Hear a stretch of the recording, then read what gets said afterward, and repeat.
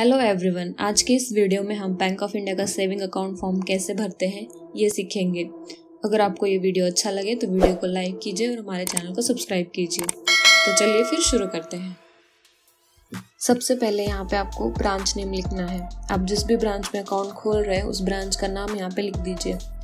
फिर है branch code. आप जिस ब्रांच में अकाउंट खोल रहे हैं उसका ब्रांच कोड भी रहता है, वो आपको यहाँ पे लिखना पड़ेगा। फिर है अकाउंट टाइप। यहाँ पे दो टाइप के अकाउंट है, एक तो नॉर्मल सेविंग अकाउंट और सेकंड है small saving account. Normal saving account में आपको कोई भी लिमिट नहीं रहेगी, आप कितने भी ट्रांजैक्शन कर सकते हैं। लेकिन स्मॉल सेविंग अकाउंट में आप 50,000 के ऊपर ट्रांजैक्शन नहीं कर सकते और उसमें मंथली ट्रांजैक्शन की भी थोड़ी लिमिट है। तो आपको नॉर्मल सेविंग अकाउंट खोलना है तो इस पर टिक कीजिए। फिर है नेम। इसमें आपको यहाँ पे प्रीफिक्स लिखना है, जैसे मिस्टर, मिसेस या फिर मिस। यहाँ पे बाद में फर्स्ट नेम लिखना है, फिर मिडल नेम और फिर सर नेम। यहाँ पे सेकंड है मेडन नेम। मेडन नेम जो विमेन एप्लीकेंट है उनके लिए है। मेडन नेम मतलब शादी के पहला नाम जो यहाँ पे आपको लिखना होगा। फिर है डेट ऑफ बर्थ। यहाँ पे आपको अपनी डेट ऑफ बर्थ लिखनी है।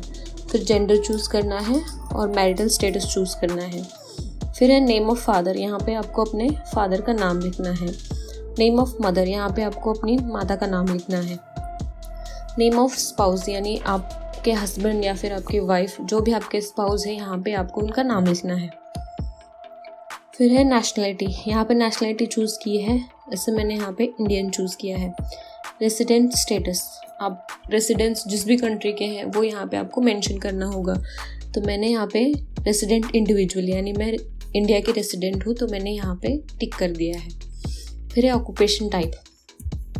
आप अगर सर्विस करते हैं तो यहाँ पे टिक कीजिए। प्राइवेट सेक्टर या फिर पब्लिक सेक्टर, जहाँ पे भी आप सर्विस करते हैं तो यहाँ पे आपको टिक करना होगा।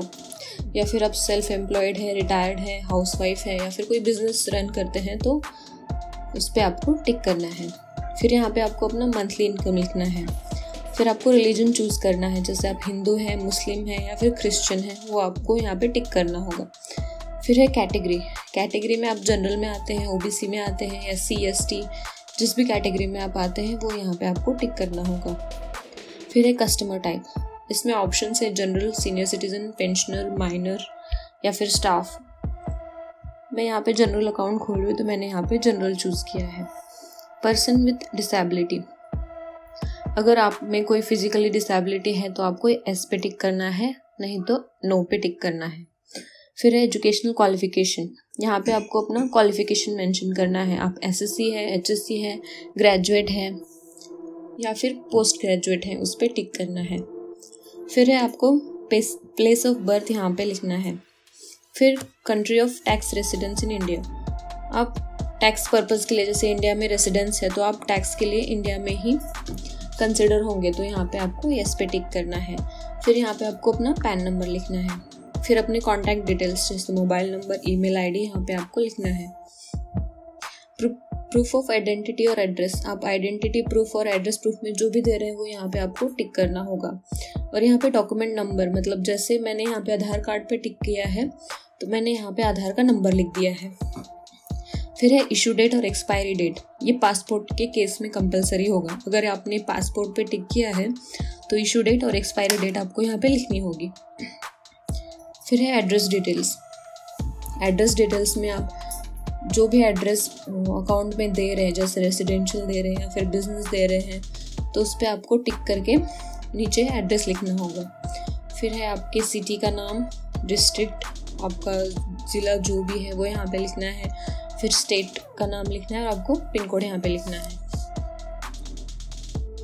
फिर सेकंड पेज पे 6 नंबर पे लिखा है कि अगर आपने प्रूफ ऑफ एड्रेस आधार पे अलग है और आपने रेसिडेंशियल एड्रेस में अलग मेंशन किया है तो यहाँ पे आपको उसका प्रूफ देना होगा, जैसे यूटिलिटी बिल या फिर म्युनिसिपल टैक्स रिसीट। जो भी डॉक्यूमेंट आप as a address proof submit कर रहे हैं तो वो यहाँ पे आपको टिक करना होगा। लेकिन आप जो भी अदर देन OVD जो भी एड्रेस प्रूफ दे रहे हैं वो सिर्फ 3 मंथ के लिए वैलिड होगा। 3 महीने के बाद आपको ऑफिशियली वैलिड डॉक्यूमेंट्स यानी वोटर ID, आधार कार्ड, ड्राइविंग लाइसेंस या फिर पासपोर्ट, इनमें से किसी एक डॉक्यूमेंट पे अपना एड्रेस अपडेट करके बैंक में सबमिट करना होगा। फिर यहाँ पे डिक्लेरेशन कम अंडरटेकिंग है। यहाँ पे आपको बस अपना एक फ़ोटो स्टिक करना है और साइन कर देनी है। नीचे प्लेस और डेट लिख देना है। फिर थर्ड पेज पे टाइप ऑफ अकाउंट आपको चूज़ करना है, जैसे saving bank account, small account, current account. इनमें से मैं सेविंग अकाउंट खोल रही हूँ तो उस पर टिक कर देती हूँ।